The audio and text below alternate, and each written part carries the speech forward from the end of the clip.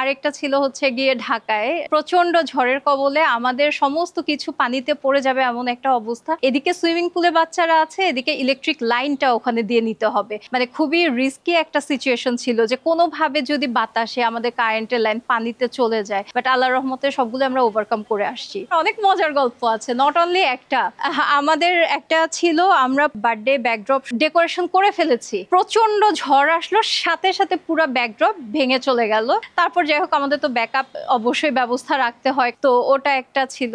যানটা হাতে নিয়ে শুরু করা বলতে এখানে আসলে মানে ইম্পসিবল কোনো কিছু যদি আমাকে এখন বলে যে এখানে করে দিতে, আমি সেটাই করার ট্রাই করব। কিভাবে করলাম জানি না, বাট জিনিসটা আমি ডিল করব। যারাই আমার পেজে যোগাযোগ করে আমি তাদের সবার সাথে যেভাবে কথা বলি যে আচ্ছা ঠিক আছে, তুমি হয়তো বা আমার থেকে কাজ নাও নিতে পারো, বাট আমি যতটুকু সম্ভব আমি চেষ্টা করি তাদেরকে একটা ভালো সার্ভিস বা ভালো অ্যাডভাইস দেওয়ার জন্য। 2016 সালে অ্যাকচুয়ালি আমার ছেলের ফার্স্ট বার্থডেতে আমার হাতে খড়ি। ডেকোরেশনের যে আগ্রহ সেটা আমার ছোটবেলা থেকেই ছিল, কখনো এটাকে প্রফেশন হিসেবে নিব এটা ভাবিনি। প্ল্যান তো ছিল জব করব, কিন্তু বিজনেসের চিন্তা তো কখনো মাথায় ছিল না। কিন্তু ওই টাইমটাতে ইভেন্ট নিয়ে আমার খুব আগ্রহ ছিল। বাচ্চার বার্থডের সময় যে ব্যাপারটা হয়েছিল যে আমি কয়েকজন ইভেন্ট প্ল্যানারের সাথে কথা বলি, তো তারা যে ডেকোরেশনটা দিবে আমার বাজেট ওয়াইজ, আমার মনে হয়েছে যে এগুলো আমি করতে পারবো। তো তখন মনে হলো যে গিগল বেলিজ তো তাহলে আমি নিজেই প্রিন্ট করে বা যেভাবে যা করার ওগুলো আমিই করতে পারবো। তো ওগুলো সবকিছু দেওয়ার পর সবাই খুব অ্যাপ্রিসিয়েট করলো যে তুমি যে ইভেন্ট করো না বাট নিজের বাচ্চার জন্য কাজটা করছো,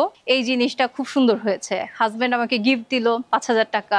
ওই ব্যাক টু ব্যাক আমার বাচ্চার বার্থডে অক্টোবরে, দেন আমি নভেম্বরে আরেকটা কাজ পেয়ে গেছি। খুবই ছোটর মধ্যে সুন্দর একটা ছোট্ট বেলুনের আর্ট ডেকোরেশন ছিল। তো ওই কাজটা করার পর থেকে আল্লাহর রহমতে আস্তে আস্তে আমার কাজ শুরু হয়। একদমই প্রথম দিকে যখন একটু ধারণা কম ছিল, অনেক কিছুই আছে, আমি অনেক কিছু তৈরি করেছি, ওগুলো সাজায় টাজায় আবার নিয়ে আসতাম। আমার হাজবেন্ড আমাকে অনেক হেল্প করেছে, ওর ছুটির দিনগুলোতেও আমাকে পার্টিসিপেট করতো। এই সময়গুলো গেছে যেটা এখন আমার কাছে খুব ফান মনে হয় যে আচ্ছা ঠিক আছে, লাইফে এরকম একটা সময়ও গেছে। ঢাকার বাইরে আমরা অনেক কাজই করেছি, আমাদের ডেস্টিনেশন ওয়েডিং গুলো সব ঢাকার বাইরে থাকে। একটা কাজ ছিল, সেটা একটা অনেক বড় একটা গ্রাউন্ডে ছিল কাজটা, সারাদিনের প্রোগ্রাম ছিল যে গেস্টরা সবাই সকালে যে নাস্তা করবে ওখানে। আমাদের সারা রাত ওয়ার্কাররা কাজ করতে পারে নাই, এত কুয়াশা ছিল।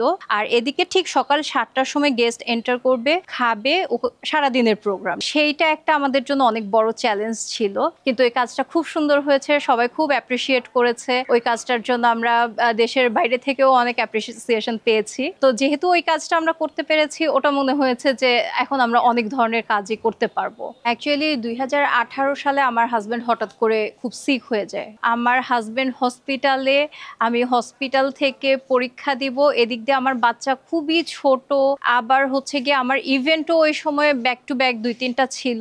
সবকিছু মিলায় মানে এমন একটা সিচুয়েশন তৈরি হয়ে গেল যে মানে কোনটা দেখবো। ওই সময়টা অ্যাকচুয়ালি একটা খুবই মানে ক্রিটিক্যাল। আমি খুব ছোটভাবে বলে ফেললাম কথাটা, কিন্তু অ্যাকচুয়ালি সময়টা এতটা ছোট ছিল না। একদম প্রথমে যখন আমি ইভেন্ট শুরু করলাম তখন তো অ্যাকচুয়ালি আমার কিছুই ছিল না। প্রথম ওই যে বললাম না যে বেলুনের একটা ইভেন্ট করলাম, বেলুন ডেকোরেশনের, ওটা যেমন আমার ওয়ার্কার গেল, বাট তারপর তো আস্তে আস্তে আমার বেশ কিছু জিনিস বানাতে হয়েছে। আমাদের এখানে দেখতে দেখা যায় এই জিনিসগুলো এত সুন্দর, কিন্তু এগুলো সাপোর্টের জন্য আমার অনেক কিছু লাগে, অনেক স্ট্যান্ড আছে, পিলার আছে, অনেক কিছু লাগে। আমার ছেলের ছোট্ট একটা প্রোগ্রাম থেকে শুরু করে, মানে যখন আমার কিছুই ছিল না সেখান থেকে শুরু করে এখন আলহামদুলিল্লাহ আমি অনেক বড় বড় প্রোগ্রাম করতে পারি, অনেক বড় ধরনের কাজ আমি সাপোর্ট দিতে পারবো। বাংলাদেশ এবং বাংলাদেশের বাইরেও আমাদের অনেক ক্লায়েন্ট আছে যাদেরকে আমরা বিভিন্ন ধরনের সাপোর্ট দিয়ে থাকি। আমরা এমবেসিতে কাজ করি, আমরা অনেক সেলিব্রিটি কাজ করেছি। সবচেয়ে বড় অ্যাচিভমেন্ট নাজমুল হোসেন শান্ত, ওনার বেবি শাওয়ারের কাজটা আমরা করেছিলাম। যেই সময় ওনার বেবি শাওয়ারের কাজটা করি ওই সময় উনি বাংলাদেশের ক্রিকেট টিমের ক্যাপ্টেন ছিলেন। একদিনে সর্বোচ্চ 4টা প্রোগ্রাম করেছি। আমি ঢাকা থেকে সাভারে প্রোগ্রাম করেছি, সাভার থেকে দেন ঢাকা প্রোগ্রাম করেছি, দেন আবার সাভারে আরেক ভেন্যুতে কাজ করেছি, দেন রাতে আবার আরেকটা ঢাকায় প্রোগ্রাম করেছি। আমাদের ঝড় বৃষ্টি, প্রচন্ড রোদ, আজকে যেমন প্রচন্ড রোদে কাজ করতে হয়েছে, মনে হচ্ছিল স্কিন পুড়ে যাচ্ছে। আবার বৃষ্টির সময়ও দেখা যায় যে প্রচন্ড বৃষ্টি হচ্ছে, থামার কোনো লক্ষ্য নেই। সব ধরনের রিস্ক আমাদের থাকে, ওগুলো সব মাথায় রেখে আমাদের কাজগুলো করতে হয় যাতে রিস্ক ফ্যাক্টরটা যতটুকু পসিবল কম করা যায়। মোস্টলি আজব ধরনের চাওয়া যেটা থাকে, যেমন হচ্ছে গিয়ে আজকে সকালবেলা আমার কাজ উঠবে, রাত 1টার সময় আমাকে একটা ছবি দিয়ে পাঠালো যে আপু আমি এটাও চাই। ওইটা অ্যারেঞ্জ করাটা চ্যালেঞ্জ থাকে, বাট যদি অ্যারেঞ্জ করে দিতে পারি ডেফিনেটলি এটা আমার একটা অ্যাচিভমেন্ট।